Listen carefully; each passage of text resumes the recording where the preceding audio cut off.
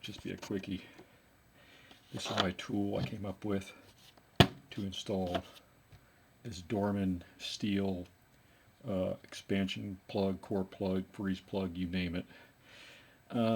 That's a 7/8 socket. This is a piece of some galvanized plumbing hardware I picked up.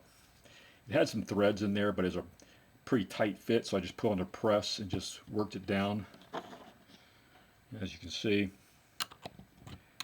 it fits that plug nice, and it gives me about a 1 mil set. You know, it'll push it in about 1 mil past the surface of the block, which from my estimations and looking at the how the other plugs look, seems to be about the right depth. That should get me right at the end of the bevel on the block. So anyway, I was concerned. I mean, I've never done this before, so I wasn't sure how hard it is to get these in all at a consistent depth. I like that. I like consistency. So I assume they go in square, but even if they don't, this will make sure they are driven in square and, like I said, all to the same relative depth.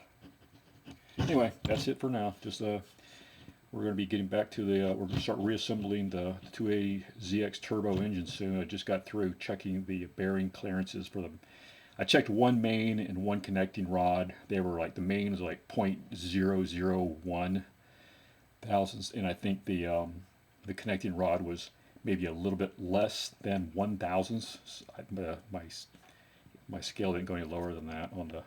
I used plastic gauge, so I built and the journals and the bearings look great, so I don't have any issue there. I'm not going to pull every single connecting rod. I also took the piston out. I pulled one of the pistons out. The one I took I was checking the bearing. I took it out, looked at it.